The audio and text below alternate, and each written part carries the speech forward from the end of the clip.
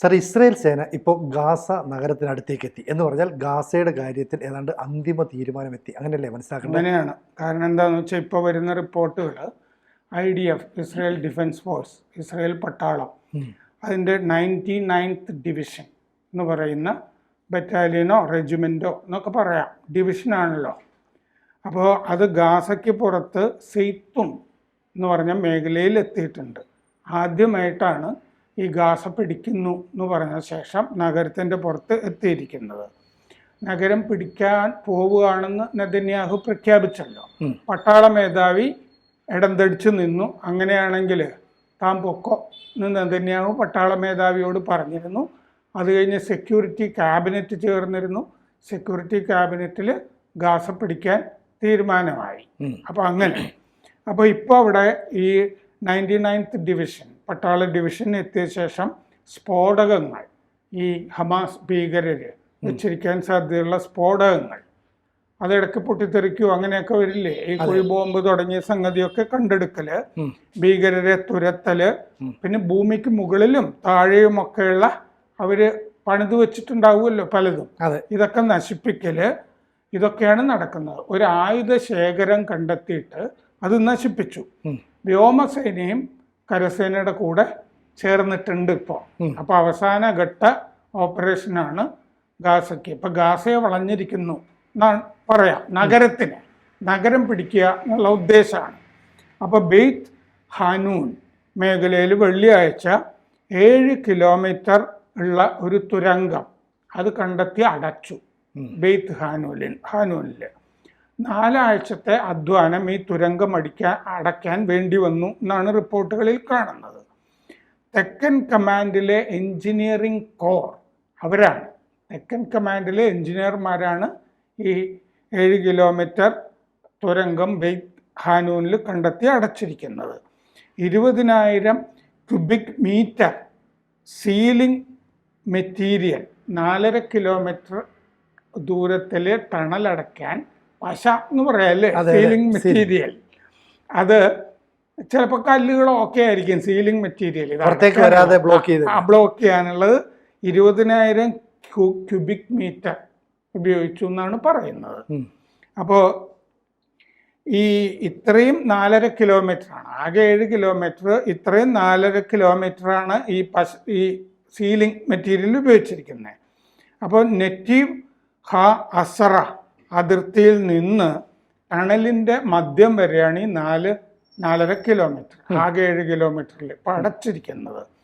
ബെയ്ത്ത് ഹാനൂൻ ബറ്റാലിയന് വലിയ നാശം വന്നു എന്ന് പറയുമ്പോൾ ഹമാസിൻ്റെ ബെയ്ത്ത് ഹാനൂൻ ബറ്റാലിയന് വലിയ നാശമുണ്ടാക്കി എന്ന് പറഞ്ഞാൽ കുറേ ഹമാസ് ഭീകരരെ കൊന്നിട്ടുണ്ട് എന്നാണ് പറയുന്നത്. ഹമാസ് ഭാഗികമായ ഈ ബന്ദി ഇടപാടിന്, ഡീലിന്, കരാറിന് വഴങ്ങാൻ സാധ്യതയുണ്ട് എന്ന് റിപ്പോർട്ടിൽ പറയുന്നുണ്ട്. എന്ന് പറഞ്ഞാൽ ചാനൽ 12 എന്ന് പറഞ്ഞ പ്രധാനപ്പെട്ട TV ഇസ്രയേലിലെ അവർ റിപ്പോർട്ട് ചെയ്തിരിക്കുന്നത് നെതന്യാഹുവിന് ഒരു രഹസ്യ കരാർ രേഖ ഹമാസ് അയച്ചിട്ടുണ്ട്. മൊസാദ് ഖത്തറിലെ ബാർണിയയിൽ ചെന്നപ്പോൾ കിട്ടിയ കരാറാണ് ഇത് ഇന്ന്. അപ്പോൾ സ്റ്റീവ് വിറ്റ്കോഫില്ലേ, മിഡിൽ ഈസ്റ്റ് എൻവോയ് ട്രംപിൻ്റെ, സ്റ്റീവ് വിറ്റ്കോഫ് ഖത്തറിലൊക്കെ ചെന്ന് കഴിഞ്ഞപ്പോൾ ഒരു ഓഫർ ഉണ്ടായിരുന്നു. 10 ബന്ദികളെ വിടാം, 18 ബന്ദികളുടെ ജഡങ്ങളും തിരിച്ചു തരാം എന്നുള്ളത്. ഇതാണ് ഈ താൽക്കാലികമായ ഭാഗികമായ ബന്ദി കരാർ എന്ന് പറയുന്നത്. അതിന് പകരമായിട്ട് 60 ദിവസത്തെ വെടിനിർത്തൽ, പിന്നെ പലസ്തീൻ തടവുകാരെ ഇസ്രയേൽ വിട്ടയക്കല്. ഒരു ബന്ദിയെ കൊടുക്കുമ്പോൾ 1000 തടവുകാരെയൊക്കെ വിടണമല്ലോ, അങ്ങനെ. പക്ഷെ അക്കാര്യത്തിൽ ഉറപ്പൊന്നുമില്ല. കാരണം ഗാസ നഗരം പിടിക്കും എന്ന് തീരുമാനിച്ചിരിക്കുകയല്ലേ. അതുകൊണ്ട് ഭാഗികമായി ഹമാസ് ഒരു കരാറുമായിട്ട് വന്നാൽ നെതന്യാഹു അത് സ്വീകരിക്കുമോ എന്ന് പറയാൻ പറ്റില്ല. ഗാസയ്ക്ക് വടക്ക് ആണിപ്പോൾ കൂടുതലും പലസ്തീൻകാരുള്ളത്. ഈ നഗരം പിടിച്ച ശേഷം പലസ്തീൻ അതോറിറ്റി ആണല്ലോ ഇപ്പോൾ വെസ്റ്റ് ബാങ്കും ഒക്കെ ഭരിക്കുന്നത്. അമേരിക്കയുടെ പിന്തുണയോ ഉള്ള സംവിധാനമാണത്. ഈജിപ്തും ജോർദാനും ഒക്കെ ഫണ്ട് കൊടുക്കുന്നുണ്ട്.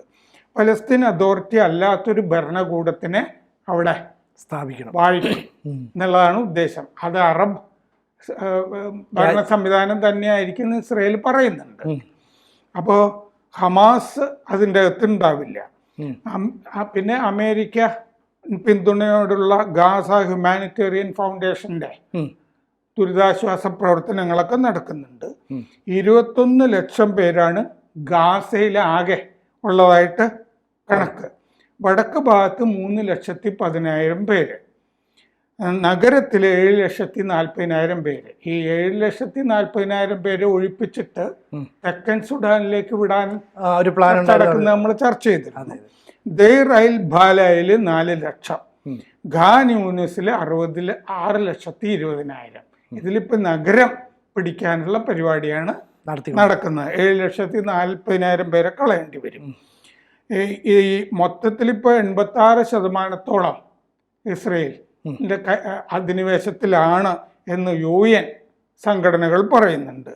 ഇസ്രയേൽ പറയുന്ന 75% പിടിച്ചടക്കിയിട്ടുണ്ടെന്നാണ്.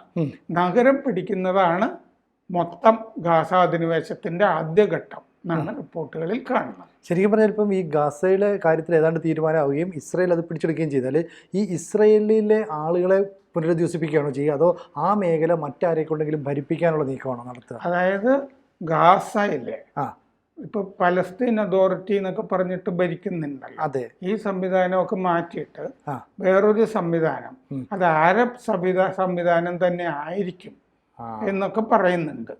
എന്ന് പറയുമ്പോൾ മുസ്ലിങ്ങൾ തന്നെ, പക്ഷെ പലസ്തീൻ അതോറിറ്റി ആയിരിക്കില്ല. ഹമാസിന് അതിനൊരു പങ്കും ഉണ്ടാവില്ല. എന്നുവെച്ചാൽ ഇസ്രായേൽ കൺട്രോൾ ചെയ്യുന്ന ഒരു ഇസ്രായേൽ കൺട്രോൾ ചെയ്യുന്നത്.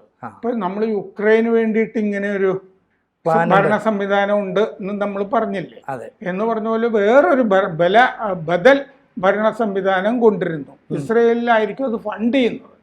ഇസ്രയേൽ ഫണ്ട് ചെയ്യുന്ന ഒന്ന് അത് നഗരമാണ് ഇപ്പൊ മോചിപ്പിക്കുക. ഇപ്പൊ ഭാവിയിൽ വിശാല ഇസ്രയേൽ 2048 വരുമ്പോൾ ഇതിൽ കൂട്ടിച്ചേർക്കാനുള്ള പരിപാടികളൊക്കെ ആയിരിക്കും. ഇപ്പൊ സൗത്ത് സുഡാനുമായിട്ട് ചർച്ചകൾ നടക്കുന്നുണ്ടല്ലോ. സൗത്ത് സുഡാനും നിഷേധിച്ചിട്ടുണ്ട് അത് അങ്ങനെയൊന്നും നടക്കുന്നില്ല എന്ന്. പക്ഷെ സൗത്ത് സുഡാന്റെ വിദേശകാര്യമന്ത്രി വെസ്റ്റ് ബാങ്ക് സന്ദർശിക്കുകയൊക്കെ ചെയ്തല്ലോ കഴിഞ്ഞ ആഴ്ച. അപ്പൊ ആ ചർച്ചകളൊക്കെ ശരിക്കും മുറുകിയിട്ടുണ്ട്. അപ്പോൾ ഈ അമേരിക്കയുടെ ആത്യന്തികമായിട്ട് ലക്ഷ്യമുണ്ടല്ലോ, കാരണം ആ മേഖലയിൽ പിടിച്ചടക്കിയിട്ട് അവിടെ റിസോർട്ട് പോലെയുള്ള സംവിധാനങ്ങൾ, ടൂറിസ്റ്റ് കേന്ദ്രം. അപ്പോൾ ട്രംപിന്റെ ലക്ഷ്യങ്ങൾ ഇവിടെ പാളുകയല്ലേ? അത് പാളുക. ട്രംപ് അവിടെ ഒരു റിവേറ ഉണ്ടാക്കുമ്പോൾ, കാരണം ട്രംപിന്റെ മകളെ കല്യാണം കഴിച്ചിരിക്കുന്ന ആള് ജൂതനാണ്, ജാറേദ് കുഷ്നർ. അങ്ങേരുടെ നേതൃത്വത്തിൽ അവിടെ ഒരു റിയൽ എസ്റ്റേറ്റ് പരിപാടിയൊക്കെയാണ് ഉദ്ദേശിച്ചിരുന്നത്. അതിൽ നിന്ന് പിന്മാറിയ പോലെ പിന്നീട് ട്രംപ് സംസാരിച്ചിട്ടുമൊക്കെ ഉണ്ട്. അപ്പൊ ആ പരിപാടി എന്തായാലും നടക്കില്ല. ഇസ്രയേലിൻ്റെതായ പരിപാടിയുണ്ട്, ആഭ്യന്തര സമ്മർദ്ദങ്ങളും ഉണ്ട്. കാരണം ബന്ദികളുടെ കുടുംബാംഗങ്ങളും ഒക്കെ ഒരുപാട് ഒച്ച വെക്കുന്നൊക്കെ ഉണ്ടല്ലോ, മോചിപ്പിക്കണം എന്നൊക്കെ പറഞ്ഞിട്ട്. കൂടുതലും ജഡങ്ങളൊക്കെയാണ് ഇപ്പോൾ ഉള്ളത്. ബന്ദികൾ ജീവിച്ചിരിക്കുന്നവരെയൊക്കെ തന്നെ 10 പേരോ 15 പേരോ ഒക്കെ കാണുള്ളൂ. അപ്പോൾ ഇറാൻ സ്പോൺസർ ചെയ്യുന്ന ഹൂത്തി, ഹിസ്ബുള്ള, ഹമാസ് എന്നൊക്കെ നമ്മൾ പറയാറുണ്ട്. അപ്പോൾ ഇത് പൂർണ്ണമായിട്ടും വേറിട്ട് പോകുമെന്ന് പ്രതീക്ഷിക്കാമോ ഇതോടെ?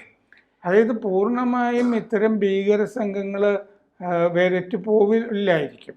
കാരണം IS മറ്റേ ബാഗ്ദാദിയെ കൊന്നതോടുകൂടി അത് വേറിട്ടു എന്ന് വിചാരിച്ചതാണ്. അപ്പൊ IS പല സ്ഥലത്തും മുള പൊട്ടുന്നുണ്ടല്ലോ. സ്പ്ലിൻഡർ ഗ്രൂപ്പ്സ് എന്ന് പറയും. ചെറിയ ഗ്രൂപ്പുകൾ ഉണ്ടാവും, പക്ഷെ ഇറാന്റെ പിന്തുണ പഴയ പോലെ ഉണ്ടാവില്ലല്ലോ. സിറിയയിലെ നിന്നുള്ള ഹിസ്ബുല്ല, അതുപോലെ ഈ ഹമാസ് ഏതാണ്ടൊക്കെ അത്യാവശ്യം നേതാക്കളെയൊക്കെ കൈകാര്യം ചെയ്തിട്ടുണ്ട്. ഇപ്പൊ ഈ നഗരം പിടിക്കാനായിട്ട് നഗരത്തിന്റെ ചുറ്റിലെത്തിയപ്പോ തന്നെ വലിയ പ്രതിരോധമൊന്നും കാണുന്നില്ലല്ലോ. കൂടുതൽ വാർത്തകളും വിശേഷങ്ങളും നിങ്ങളിലേക്ക് എത്താൻ ABC മലയാളം സബ്സ്ക്രൈബ് ചെയ്യുക, ബെൽബട്ടനും അമർത്തുക.